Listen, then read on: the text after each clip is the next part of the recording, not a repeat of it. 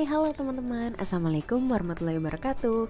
Kembali lagi di channel aku. Dan buat yang belum kenal nih, perkenalkan nama aku Haureisani Amali, mahasiswa Fakultas Ilmu Komunikasi 2017 Universitas Teknologi Sumbawa.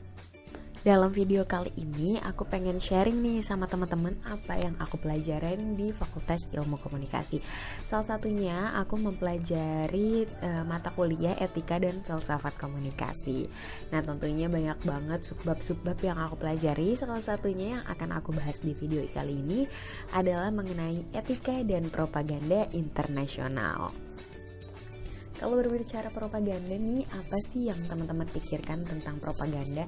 Apakah suatu penipuan ataukah sebuah penyebaran ideologi? Ya, mungkin bisa benar ya, sebuah penyebaran ideologi. Jadi propaganda merupakan alat untuk memanipulasi dan tujuannya adalah untuk mempengaruhi, juga sebagai alat yang mendominasi penyebaran pesan untuk kelompok kepentingan tertentu nih. Dan kalau kita lihat-lihat nih, propaganda internasional ternyata telah dilakukan sejak zaman dulu banget nih teman-teman.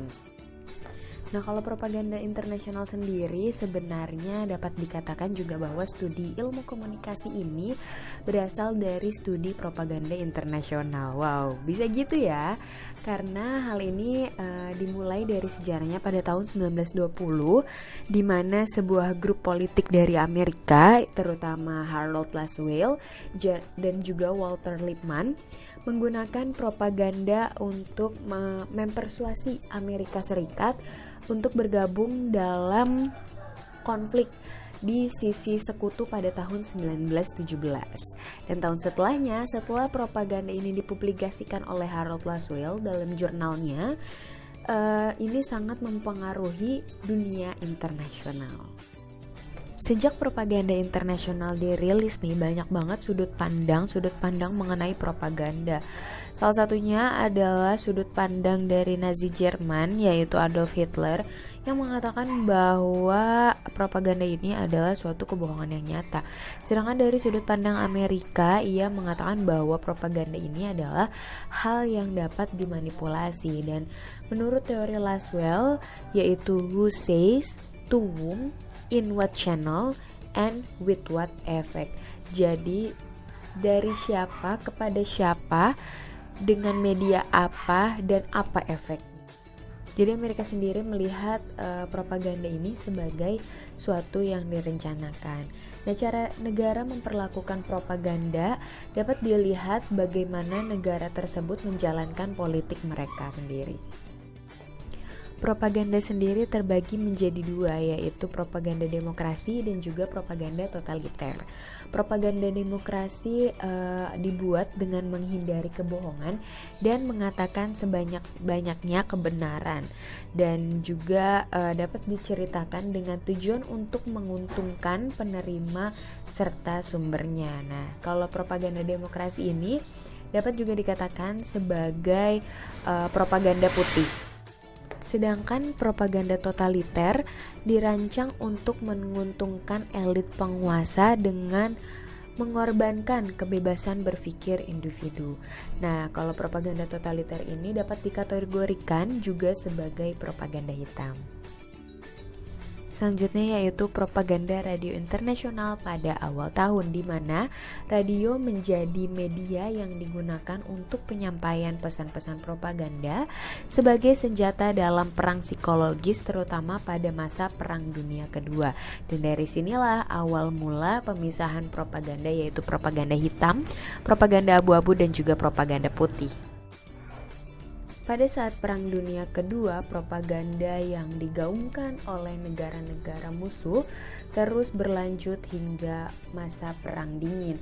Dan hal ini sangat mempengaruhi propaganda terus berlanjut. Dan juga media menjadi alat untuk menyebarkan ideologi masing-masing negara untuk saling menjatuhkan.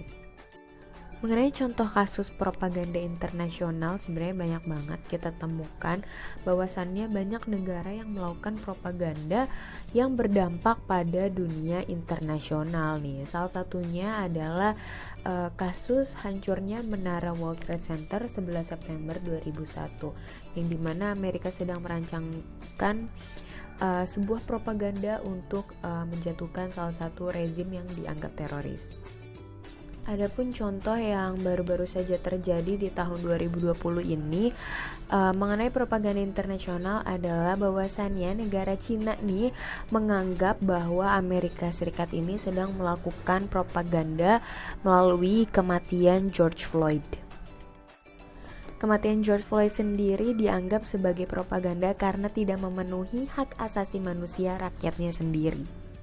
Untuk diketahui, George Floyd ini adalah seorang warga Amerika Serikat berkulit hitam yang tewas akibat rasisme yang dilakukan oleh polisi setempat, yaitu Derek Chauvin.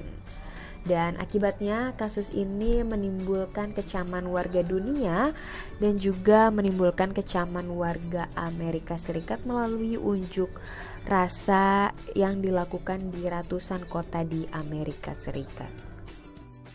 Unjuk rasa tersebut yang dilakukan oleh warga Amerika guna untuk melawan rasisme yang kerap kali terjadi di Amerika Serikat.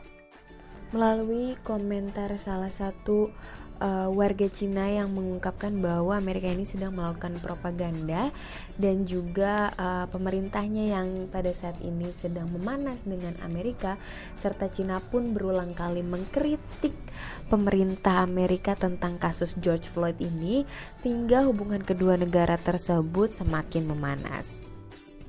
Studi propaganda internasional telah diperkaya dengan ilmu pengetahuan, tetapi masih terhambat oleh keengganan masyarakat untuk menghadapinya. Dan juga doktrin psikologis Amerika Serikat mendefinisikan bahwa propaganda sebagai sesuatu ilmu yang dilakukan oleh musuh, dan melihat dari ilmu komunikasi, propaganda juga sangat menggunakan teknik persuasi di dalamnya.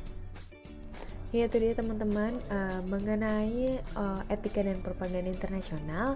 Aku harap apa yang aku bagikan dalam video kali ini semoga dapat bermanfaat bagi teman-teman. Terima kasih banyak telah menonton video aku dan sampai jumpa kembali.